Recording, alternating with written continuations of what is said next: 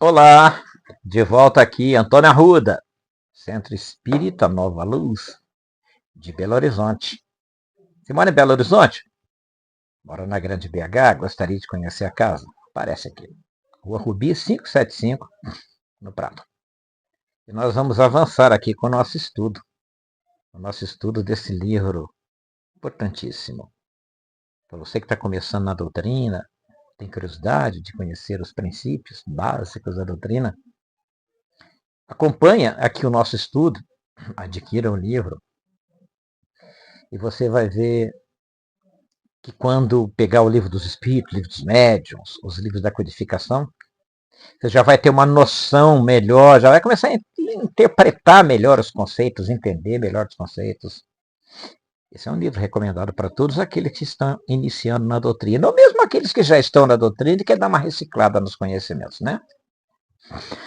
Nós estávamos falando a respeito do espírito, a sua natureza, a sua constituição, as formas de interação do espírito entre encarnados, entre desencarnados.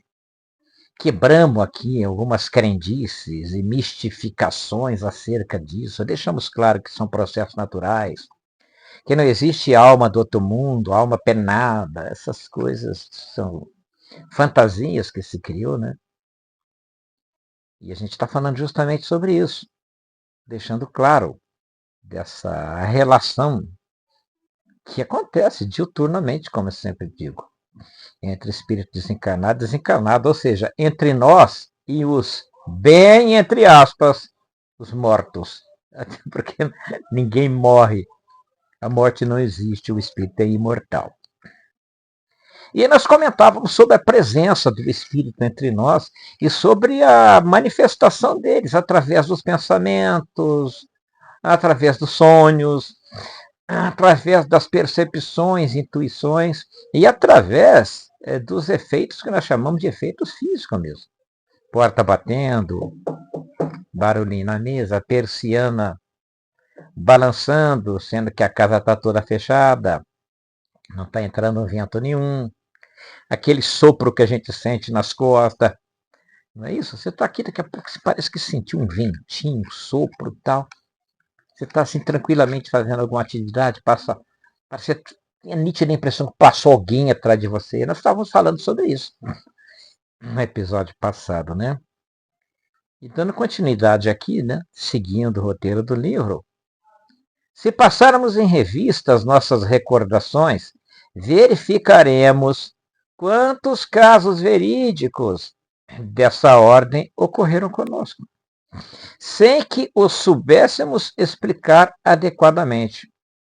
Aí tem aquela crença, aquele medo, né? Que espírito só aparece à noite. Não tem nada a ver. Não é só à noite. Durante o sono, mais de dia, na mais perfeita vigília. Antigamente, esses fatos eles eram tidos como sobrenaturais e maravilhosos.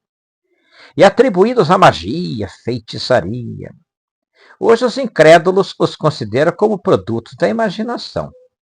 Mas desde que a ciência espírita nos deu os elementos para os explicar, ficamos sabendo como ele se produz e ainda que pertence à classe dos fenômenos naturais, ou seja, não existe nada de sobrenatural na manifestação de um espírito. Aí a gente assiste muito filme, né?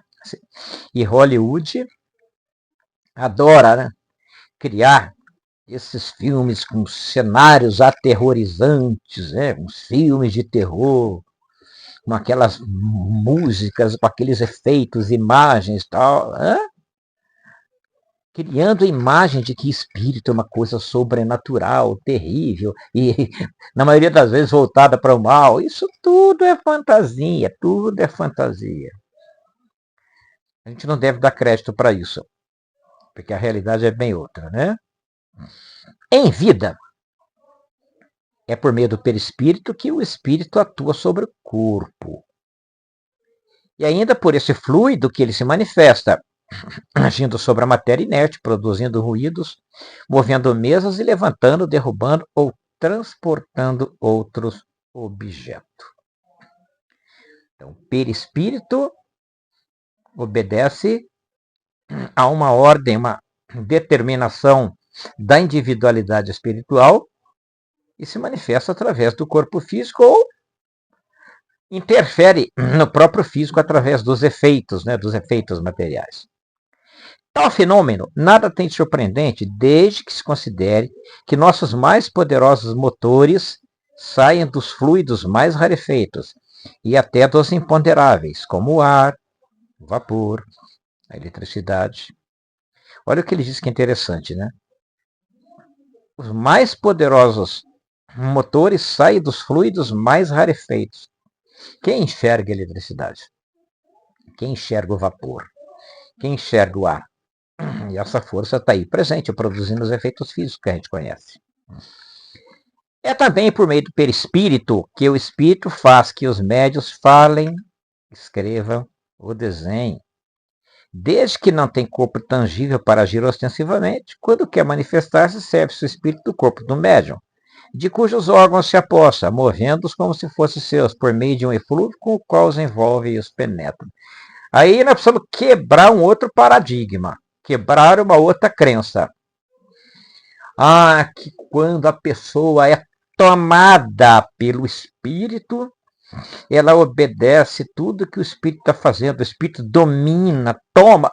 Existe uma crença de quem não entende, não pesquisa e não assiste os nossos vídeos, de que quando uma pessoa encarnada ela dá o que nós chamamos de passividade e o espírito se manifesta, que o espírito veio e tomou o corpo dela, como se fosse lá, tirasse o espírito dela fora, entrasse naquele corpo e assumisse. Não é assim que funciona. Não existe isso. Existe um envolvimento perispírito a perispírito. Uma aproximação daquele espírito que ainda está no plano espiritual, portanto não tem o corpo físico.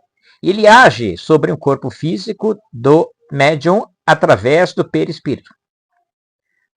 Como é que funciona isso? É fácil. É fácil. É um médium psicógrafo, aquele que escreve. Pois bem, o espírito chega, se aproxima, através de uma ligação aí fluídica, ok? Entre aspas, toma da mão dele e escreve. O Chico Xavier escrevia mecanicamente, sem nem estar vendo o que está acontecendo. Era o espírito que pegava a mão dele. Mas tem outra forma de psicografia? Tem sim. É intuitiva. O espírito não precisa necessariamente, entre aspas, tomar conta do meu corpo, pegar minha mão e escrever. Ele pode simplesmente se aproximar de mim, jogar as ideias na minha cabeça. Eu já tenho afinidade com a escrita, eu gosto de escrever. Eu facilito a vida dele, inclusive, porque eu já gosto de escrever, já tenho facilidade. Ele vem, me intui e eu escrevo aquilo que ele deseja. Então, esse fenômeno, ele não tem assim nada de surpreendente. Desde que considere que então existe essa proximidade, essa afinidade e essa facilidade de interação de perispírito para perispírito. No fenômeno das mesas girantes e falantes, nós falamos lá nos primeiros episódios, e ainda pela mesma maneira que o espírito age sobre o móvel, fazendo mover-se sem objeto determinado ou dando golpes intencionais, que indicam as letras do alfabeto e formam as palavras e frases. Esse é o fenômeno que nós chamamos de tipologia. Mas para acontecer isso, como é que o espírito age sobre a matéria bruta? Aí entra tudo um estudo sobre ectoplasmia, que, de novo, não é foco aqui da nossa abordagem, mas o fato é que para acontecer um efeito físico, precisa ter um ser humano encarnado doando o que nós chamamos de ectoplasma, que é a matéria-prima para que o espírito desencarnado interaja sobre a matéria densa. A mesa, no caso das mesas girantes, né? A mesa é simples instrumento de que se serve o espírito, como se serve de lápis para escrever. Dá-lhe uma vitalidade momentânea por meio do fluido com que o penetra. É o ectoplasma. Mas não se identifica com ela. As pessoas que, emocionadas, abraçam a mesa diante da manifestação de um ser amado, praticam um ato ridículo, pois seria o mesmo que abraçar a bengala com o qual um amigo batesse a porta. Outros tantos poderíamos dizer das que se dirigem à mesa como se o espírito se achasse entranhado na madeira, ou se a madeira se tivesse transformado em espírito. Por ocasião dessas comunicações, o espírito não está na mesa, mas ao seu lado, como aconteceria se estivesse vivo. Aí seria visto, se então pudesse tornar-se visível. O mesmo acontece nas comunicações escritas. O espírito coloca-se ao lado do médium, dirige-lhe a mão ou lhe transmite o seu pensamento por meio de uma corrente fluídica. Como a gente pode perceber, as coisas são muito mais simples do que a gente imagina. A gente é que fantasia. Aí entra a mística, entra aquela necessidade que o ser humano tem de acreditar em coisas, entre aspas, sobrenaturais, mágicos e inexplicáveis. Nada é sobrenatural, tudo é natural. Não existe mágica e tudo é explicável. É isso que a doutrina espírita nos mostra. E é esse o objeto desse nosso estudo do livro Principiante Espírita. A cada episódio, avançamos no estudo do livro e trazemos esclarecimentos importantes acerca da nossa doutrina. Obrigado por você que está nos acompanhando e até o próximo episódio.